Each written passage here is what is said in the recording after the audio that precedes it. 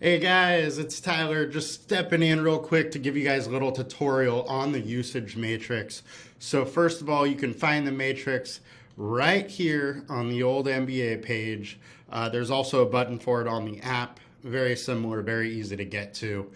Now, let's get into it a little bit here. So first of all, I'm going to clear the results I had on there. For tonight's slate, we have the Knicks without the three guys that have probably played the most minutes for the Knicks all season, being R.J. Barrett, Julius Randle, and Jalen Brunson. So what I'm going to do here is I'm going to take those guys off of the court. Obviously, as you can see, there are a couple other guys here that are out, but I'm not going to worry about them just because them not being there isn't going to change the usage much, but what it would do is change the sample size big time. So with those three guys, the first thing I look at is sample size. Right here, we can see Grimes only has 87 minutes with those three players off of the court. Now his usage has gone nuts. Those 87 minutes, I say 3 games because it's probably about 3 games that it was like that. But understand, anything in the NBA can happen in 3 span. It does look like there's a very positive correlation with his production and those guys being out. So I would buy into it a little bit, but just don't go all the way in just because it is only 87 minutes. Now next, you can look at quickly there. It's 252 minutes pretty much. Huge bump, 9% usage, 11% fantasy points.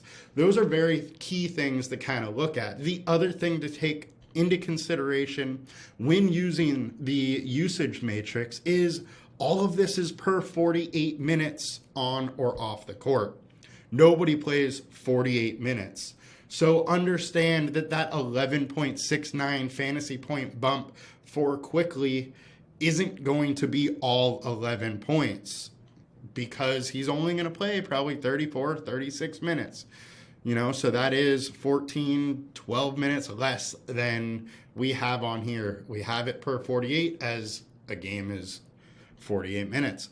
Now, on the app, it is per 36 minutes, I believe. So take that into consideration. It'll say it at the top. Just understand those little differences there. But those are all things you need to take into consideration when you're building your lineups, when you're prop betting or whatnot. As you can see, quickly 3 rebound bump when those guys are off. Now that's a big bump, but understand, again, that's per 48, so it's not going to be quite that big. Another thing you can do with the usage matrix that I like to do is you can get ahead of news a little bit.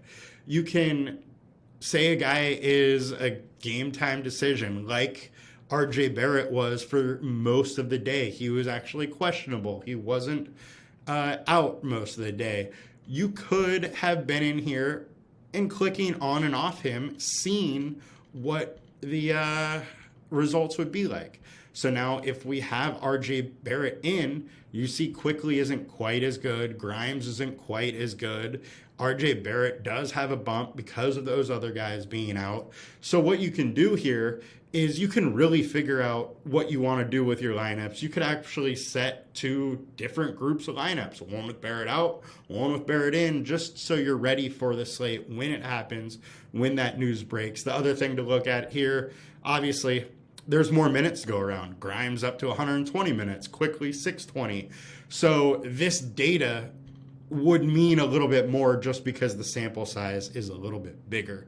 So that'll do it, guys. I appreciate it. If you have more questions, please let me know. I'm here for you, here to answer stuff, and hopefully all of us can get better at this game. You guys have a great night. Talk to you soon.